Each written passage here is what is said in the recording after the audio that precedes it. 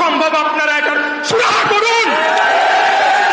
আমি দুর্নীতি দমন কমিশনকে আহ্বান জানাতে চাই, আপনারা এখানে আসুন, এসে এখানে যতদিন এই আসিফ মাহমুদ সজীব ভুইয়া অফিস করেছে, কি কি দুর্নীতি করে গিয়েছে তার সমস্ত কিছু আপনারা তদন্ত করুন।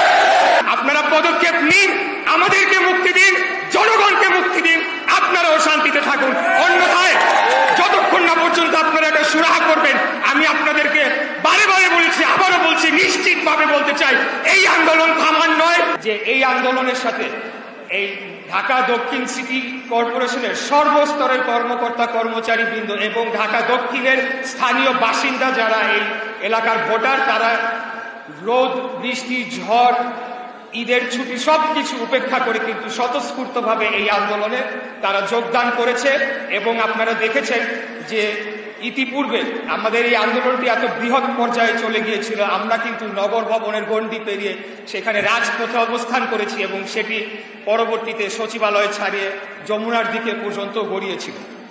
পরবর্তীতে সরকার আমাদেরকে 2 দিন সেখানে প্রায় অবস্থান করার পরে আমাদের কাছে একটি বার্তা আসলো দলীয়ভাবেই যে এটিকে সুরাহা করা হবে এবং আমরা যাতে জনদুর্ভোগের কথা চিন্তা মাথায় করি এবং জনগণের কথা চিন্তা করে আমরা নিজেরাই সিদ্ধান্ত নিয়ে সেখান থেকে সরে এসেছিলাম।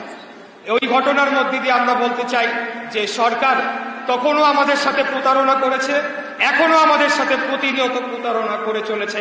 আমি বুঝি না যে তাদের উদ্দেশ্যটা কি, এতদিন হয়ে গেল তারা কোন উদ্দেশ্যে এবং কিসের জন্য, এখানে কি এমন রয়েছে যেটির কারণে তারা আসলে দক্ষিণ সিটি কর্পোরেশনে তারা এই ধরনের একটি অচল অবস্থা করে রেখেছে, সেটা জনগণ জানতে চায়। আমি আজকে আপনাদের মাধ্যমে আমি দুর্নীতি দমন কমিশনকে আহ্বান জানাতে চাই, আপনারা এখানে আসুন, এসে এখানে যতদিন এই আসিফ মাহমুদ সজীব ভুইয়া অফিস করেছে, কি কি দুর্নীতি করে গিয়েছে তার সমস্ত কিছু আপনারা তদন্ত করে তার বিরুদ্ধে প্রয়োজনীয় ব্যবস্থা নিন। এই ধরনের দুর্নীতিবাজ প্লিজ যারা বলছে রক্তের বিনিময়ে, রক্তাক্ত গণ অভ্যুত্থানের বিনিময়ে তারা নেতৃত্ব দিয়েছে এবং তার বিনিময়ে তারা উপদেষ্টার পদ পেয়েছে, এত কম সময়ের মধ্যে কিভাবে তারা এই পরিমাণ দুর্নীতিতে জড়িয়ে গেল এবং সেটার কি পরিণতি হওয়া উচিত, সেটার একটা দৃষ্টান্তমূলক শাস্তি হওয়া উচিত, এটা আমি জোরালো দাবি জানাচ্ছি। আর আমি আরেকটি কথা বলতে চাই সরকারের উদ্দেশ্যে যে আমাদের, আপনারা যদি ধরে নেন যে এই আন্দোলনকে আপনারা এভাবে আপনারা অগ্রাহ্য করে যাবেন, তাহলে কিন্তু এই আন্দোলন পার হয়ে রাজপথে অবস্থান করবে। আপনাদেরকে আমি আবারও বিনীতভাবে অনুরোধ জানাচ্ছি, যত দ্রুত সম্ভব আপনারা এটার সুরাহা করুন।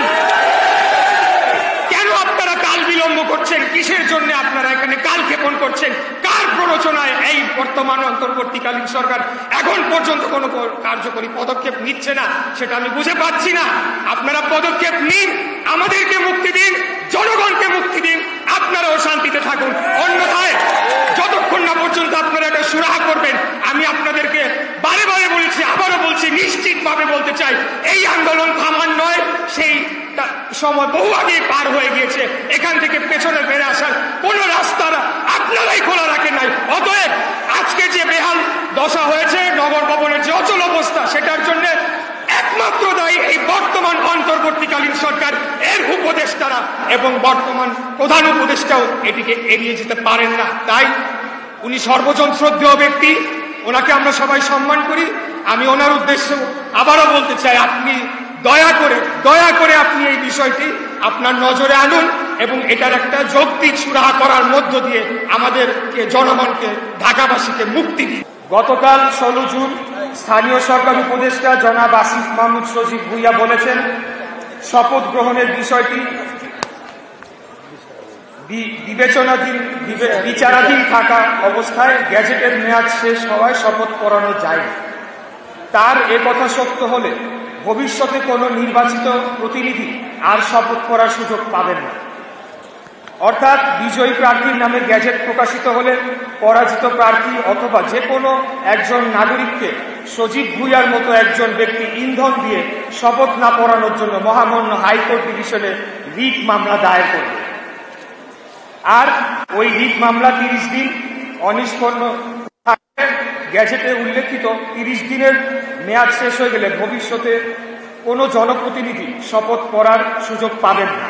মূলত স্থানীয় সরকার উপদেষ্টা রাজনৈতিক ও আর্থিক অন্যায়ভাবে লাভবান হওয়ার জন্য তার একজন ব্যক্তিকে প্রশাসক নিয়োগ করে আর্থিক ও রাজনৈতিকভাবে ফায়দা লোটানোর চেষ্টা করছেন। এক্ষেত্রে জনাব সজীব ভুইয়া দেশের জনগণের ম্যান্ডেটকে অবজ্ঞা করেছেন। গণতন্ত্রকে বিভ্রান্তি দেখিয়ে অসত্য তথ্য দিয়ে জনগণকে বিভ্রান্ত করেছেন, যা প্রতারণার শামিল। অবশেষে আমি বলতে চাই, উপদেষ্টা জনাব আসিফ মাহমুদ বয়সে খুবই তরুণ, সামনে তাকে অনেক পথ পাড়ি দিতে হবে। কাজে জনগণের প্রতি শ্রদ্ধাশীল আচরণ, আদালতের রায়ের প্রতি সম্মান প্রদর্শন তার নিকট হতে কাম্য। অসত্য তথ্য দিয়ে জনগণকে বিভ্রান্ত করা তার কাজ নয়। কারণ এত অত্যাচার নির্যাতন সহ্য করে যে সকল জনগণ তাদের নির্দিষ্ট লক্ষ্য হতে বিচ্যুতি হননি, তাদেরকে তিনি বিভ্রান্ত করতে পারবেন না। অসত্য এবং বিভ্রান্তিমূলক তথ্য গণমাধ্যমে উপস্থাপনের জন্য স্থানীয় সরকার উপদেষ্টা পদে জনাব সজীব ভুইয়ার বহাল থাকার নৈতিক অধিকার হারিয়েছেন। তিনি শপথ ভঙ্গ করেছেন। শপথ ভঙ্গ করার জন্য আমরা তার পদত্যাগ দাবি করছি।